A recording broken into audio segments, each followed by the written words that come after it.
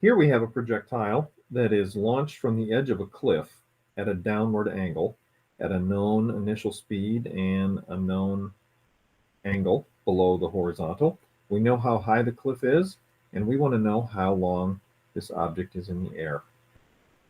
When you don't know what to do something.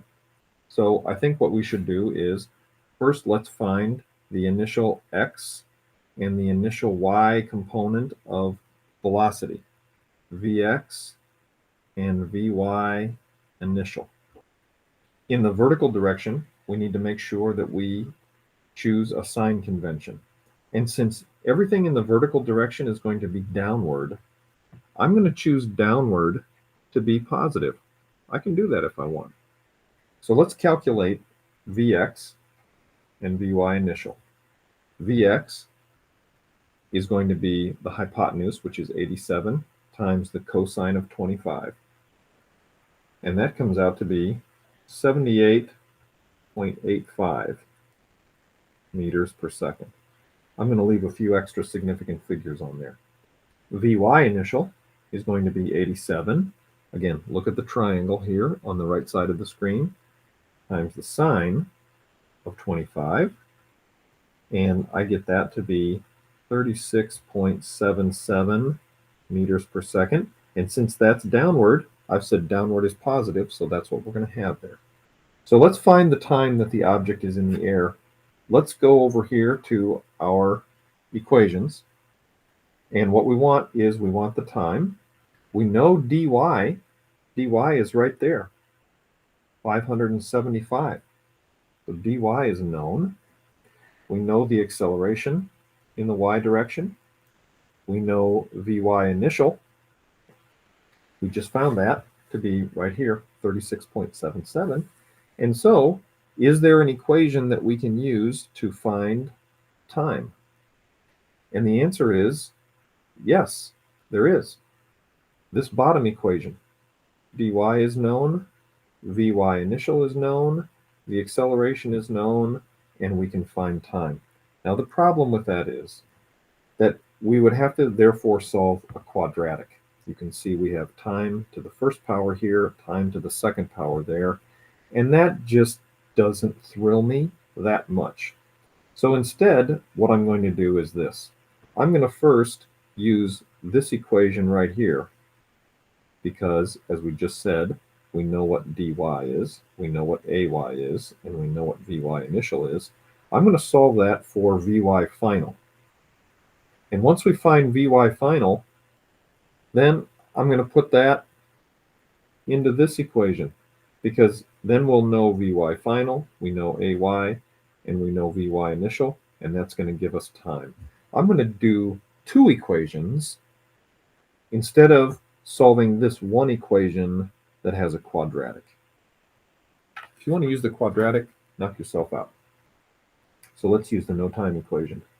Vy final squared equals Vy initial squared plus 2 ay dy. Vy initial squared is 36.77 squared plus 2. Now, ay is positive 9.81, isn't it? Because look at this in the picture. I'm pointing to it on the right side of the screen. I said that downward was positive, which means this 9.81 meters per second squared is positive, just like the 36.77 meters per second is positive. And isn't it true that dy is also positive? This cannonball is going in the downward direction, and we chose downward to be positive. So there you go. Everything's positive there. And if you solve that for Vy final comes out to be 112.4 meters per second. When this cannonball hits, like somewhere over here, it's moving in the downward direction at that speed right there. We just said that what we're going to do at this point is we're going to use the very first equation that deals with acceleration, which goes like this. Ay is equal to Vy final minus Vy initial divided by time. And therefore, can we solve that for time?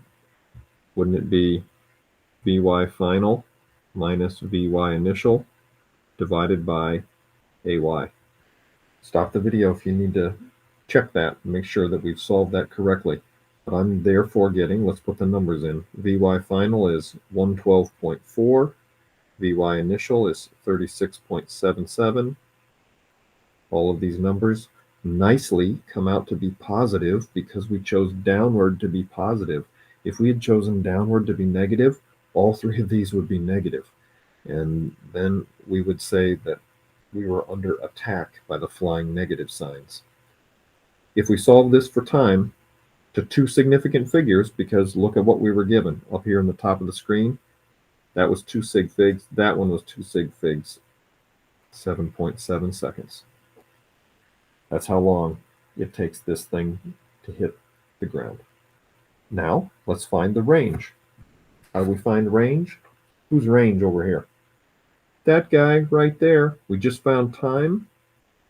We know Vx. We calculated it a little bit ago. We can multiply those two and we'll get range. Here we go. Dx equals Vx times time. Vx, what was that? Right here, top of the screen, 78.85 meters per second times 7.7 seconds. Again, two significant figures because that's the stuff that we started with. See that? Top of the screen right now. 87.25. Only 2 sig figs, so you got to round your answer to 2. I got 610 meters. That's how far away horizontally this thing will go before it hits.